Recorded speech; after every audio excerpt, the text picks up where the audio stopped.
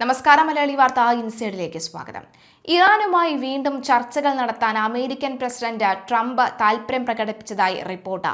എന്നാൽ പാകിസ്ഥാനിൽ വെച്ച് വീണ്ടും ചർച്ചകൾ ആരംഭിക്കുന്നതിന് മുന്നോടിയായി അമേരിക്ക 2 പുതിയ നിബന്ധനകൾ കൂടി മുന്നോട്ട് വെച്ചിട്ടുള്ളതായാണ് റിപ്പോർട്ടുകൾ സൂചിപ്പിക്കുന്നത്. ഹോർമൂസ് കടലിടുക്ക് പൂർണ്ണമായും തുറന്നു നൽകുക, ചർച്ചകളിൽ പങ്കെടുക്കുന്ന ഇറാനിയൻ പ്രതിനിധി സംഘം ഇസ്ലാമിക് റവല്യൂഷണറി ഗാർഡ് കോർപ്സിന്റെ പിന്തുണയും തീരുമാനങ്ങൾ എടുക്കാനുള്ള അധികാരവും ഉറപ്പാക്കുക എന്നിവയാണ് US മുന്നോട്ട് വയ്ക്കുന്ന പ്രധാന ആവശ്യങ്ങൾ എന്നാണ് വിവരം. ഇറാനിലെ രാഷ്ട്രീയ നേതൃത്വവും സൈനിക വിഭാഗവും തമ്മിൽ നിലനിൽക്കുന്ന അഭിപ്രായ വ്യത്യാസങ്ങൾ കരാറിലെത്തുന്നതിന് തടസ്സമാകും എന്ന ആശങ്കയാണ് ഇതിന് പിന്നിലെന്ന് വിദഗ്ധർ അഭിപ്രായപ്പെടുന്നു. ഇസ്ലാമാബാദിൽ വെച്ച് നടക്കാനിരിക്കുന്ന അടുത്ത ഘട്ട ചർച്ചകളിലൂടെ ഗൾഫ് മേഖലയിലെ സംഘർഷങ്ങൾക്ക് അറുതി വരുത്താനാണ് ഇരു രാജ്യങ്ങളും ശ്രമിക്കുന്നത്. നിലവിൽ തകർന്നുകൊണ്ടിരിക്കുന്ന ഇറാന്റെ സാമ്പത്തിക വ്യവസ്ഥ മെച്ചപ്പെടുത്താൻ ഒരു നയതന്ത്ര പരിഹാരം അത്യാവശ്യമാണെന്ന് ഇറാനിയൻ ഭരണകൂടത്തിനുള്ളിലും അഭിപ്രായമുണ്ട്. ഇറാനുമായുള്ള പുതിയ ഘട്ട ചർച്ചകൾ 2 ദിവസത്തിനുള്ളിൽ പുനരാരംഭിക്കുമെന്ന് ട്രംപ് അറിയിച്ചിട്ടുണ്ട്. ശരിയായ അനുയോജ്യരായ ആളുകൾ വൈറ്റ് ഹൌസുമായി ബന്ധപ്പെട്ടിട്ടുണ്ടെന്നും ഒരു കരാർ ഉണ്ടാക്കുന്നതുമായി ബന്ധപ്പെട്ട കൂടിയാലോചിക്കാൻ അവർ ആഗ്രഹിക്കുന്നുവെന്നും അദ്ദേഹം അവകാശപ്പെട്ടു. എന്നാൽ പുതിയ ചർച്ചകൾ തുടങ്ങുന്നതിന് മുൻപ് ഹോർമൂസ് കടലിടുക്ക് പൂർണ്ണമായും നിയന്ത്രണങ്ങളില്ലാതെ തുറന്നു കൊടുക്കണമെന്ന് വാഷിംഗ്ടൺ ആവശ്യപ്പെട്ടതായി നയതന്ത്ര വൃത്തങ്ങളെ ഉദ്ധരിച്ച് ഇസ്രായേൽ ഹാമിയോ റിപ്പോർട്ട് ചെയ്തു. മറ്റ് രാജ്യങ്ങളുടെ കപ്പലുകളുടെയും ടാങ്കറുകളുടെയും സഞ്ചാരം ഇനിയും ഇറാൻ തടയുകയാണെങ്കിൽ ഇറാനിയൻ കപ്പലുകളുടെയും ആ വഴിയിലൂടെ കടന്നുപോകാൻ അനുവദിക്കില്ല എന്ന നിലപാടാണ് US മുന്നോട്ട് വയ്ക്കുന്നത്. ഇസ്രായേലി മാധ്യമ റിപ്പോർട്ട് അനുസരിച്ച് ഇസ്ലാമാബാദിൽ നടക്കുന്ന ചർച്ചകളിൽ ഉടലെടുക്കുന്ന ധാരണകൾക്ക് ഇറാൻ ഭരണകൂടത്തിലെ എല്ലാ മുതിർന്ന ഉദ്യോഗസ്ഥരുടെയും അംഗീകാരം വേണമെന്ന് അമേരിക്ക ആഗ്രഹിക്കുന്നു.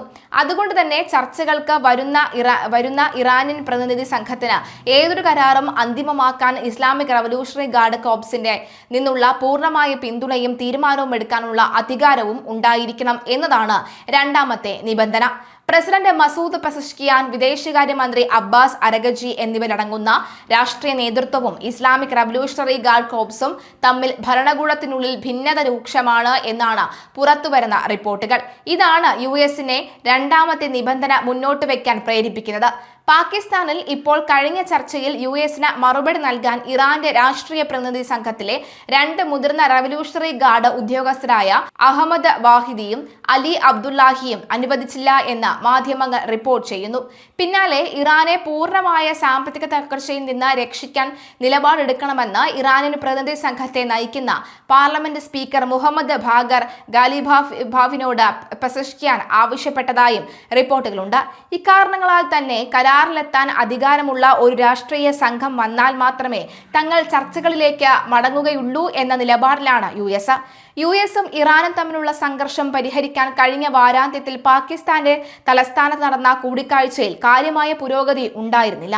കഴിഞ്ഞ 10 വർഷത്തിനിടയിൽ അമേരിക്കൻ ഇറാനിയൻ ഉദ്യോഗസ്ഥർ തമ്മിൽ നടന്ന ആദ്യത്തെ നേരിട്ടുള്ള കൂടിക്കാഴ്ചയായിരുന്നു ഇത്. കൂടാതെ 1979-ലെ ഇസ്ലാമിക വിപ്ലവത്തിന് ശേഷം ഇരു രാജ്യങ്ങളും തമ്മിൽ നടക്കുന്ന ഏറ്റവും ഉയർന്ന തലത്തിലുള്ള ഇടപെടലുമാണ് ഇത്.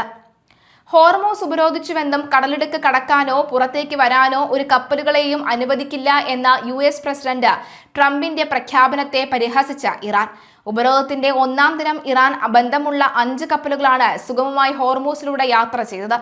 കപ്പലുകളെ കത്തിച്ച് ചാമ്പലാക്കുമെന്നായിരുന്നു ട്രംപിന്റെ ഭീഷണി. US മുൻപ് ഉപരോധം ഏർപ്പെടുത്തിയിരുന്ന കപ്പലുകളിൽ 3 എണ്ണമാണ് ഇന്നലെ ക്രൂഡ് ഓയിലുമായി ഹോർമൂസിലൂടെ കടന്നുപോയത്. എന്തായാലും ഈ കപ്പലുകളുടെ കടന്നുപോക്ക് ശ്രദ്ധേയം തന്നെയാണ്. പീസ് ഗൾഫ് എന്ന പനാമയുടെ കൊടിയുള്ള PDM റേഞ്ച് ടാങ്കർ ഇറാനിൽ നിന്ന് UAE-യിലെ ഹമീറിയ തുറമുഖത്തിലേക്കാണ് ഇന്നലെ പോയത്. ഇറാനിയൻ നഫ്തയാണ് ഇതിനുള്ളിൽ ഉണ്ടായിരുന്നത് എന്നാണ് വ്യക്തമാകുന്നത്. മഡഗാസ്കറിന്റെ കൊടിയുള്ള ഈ മുർലി കിഷൻ ഇറാഖിലേക്കും പോയി. മുൻപ് റഷ്യൻ ഇറാനിയൻ ക്രൂഡ് ഓയിലുകൾ കൊണ്ടുവന്നിരുന്ന കപ്പലാണ് ഇത്. ലൈബീരിയയുടെ കൊടിയുള്ള എൽപീസ് എന്ന കപ്പലാണ് ഹോർമൂസ് കടന്ന മറ്റൊരെണ്ണം. ഇറാനിലെ ബുഷഹർ തുറമുഖത്ത് നിന്നുമാണ് എൽപീസ് യാത്ര തുടങ്ങിയത്. കപ്പലുകളുടെ യാത്രയ്ക്ക് US നേവി ഒരു തടസ്സവും സൃഷ്ടിച്ചിട്ടില്ലെന്നതാണ് വാസ്തവം.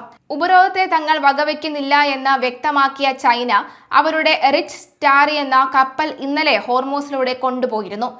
കെപ്ലർ, മറൈൻ ട്രാഫിക് എന്നീ ഷിപ്പ് ട്രാക്കിംഗ് ഡേറ്റ സൈറ്റുകളിലും ഹോർമൂസിലൂടെ കപ്പലുകൾ സഞ്ചരിച്ചത് രേഖപ്പെടുത്തിയിട്ടുണ്ട്.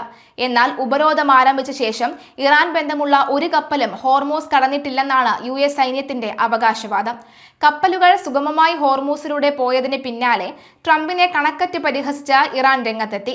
സമൂഹ മാധ്യമത്തിൽ പോസ്റ്റ് ഇടുന്നത് പോലെ എളുപ്പമല്ല ഹോർമൂസിലെ കാര്യങ്ങളെന്നും സമൂഹ മാധ്യമത്തിൽ ബ്ലോക്ക് ചെയ്ത് കളിക്കുന്നത് പോലെയല്ലെന്നും ട്രംപ് മനസ്സിലാക്കണമെന്നും ഇറാൻ പറയുന്നു. ആരെങ്കിലും നിങ്ങളെ ബ്ലോക്ക് ചെയ്താൽ പോയി തിരിച്ച് ബ്ലോക്ക് ചെയ്യാൻ ഹോർമൂസ് കടലെടുക്കുക സോഷ്യൽ മീഡിയ അല്ല എന്നായിരുന്നു ഹൈദരാബാദിലെ എംബസിയുടെ എക്സ് ഹാൻഡിലിൽ നിന്ന് ഇറാൻ കുറിച്ചത്. ഇത് അതിവേഗം വൈറലാവുകയും ചെയ്തു. ട്രംപ് അമേരിക്കൻ ജനതയെ മുഴുവൻ ലോകത്തിനു മുന്നിൽ നാണം കെടുത്തുകയാണെന്നും പലരും എക്സിൽ കുറിച്ചു. ഇതാദ്യമായല്ല ഇറാന്റെ വിവിധ രാജ്യങ്ങളിലെ എംബസികൾ അവരുടെ എക്സ് ഹാൻഡിലൂടെ ട്രംപിനെ ട്രോളുന്നത്. ഇസ്ലാമാബാദിൽ നടന്ന ആദ്യ സമാധാന ചർച്ച പരാജയപ്പെട്ടതിന് പിന്നാലെയായിരുന്നു സമൂഹ മാധ്യമങ്ങളിൽ ഹോർമൂസ് US ഉപരോധിക്കുകയാണ് എന്ന് ട്രംപ് പ്രഖ്യാപിച്ചത്. പിന്നാലെ 15 യുദ്ധക്കപ്പലുകളും ഈ F-35 ഉൾപ്പെടെയുള്ള വിമാനങ്ങളും പ്രദേശത്തേക്ക് US സൈന്യം വിന്യസിക്കുകയും ചെയ്തു. ഇതൊക്കെ വകവെക്കാതെയാണ് ഹോർമൂസിലൂടെ ഇറാനിലേക്കും തിരിച്ചും കപ്പലുകളുടെ സഞ്ചാരം.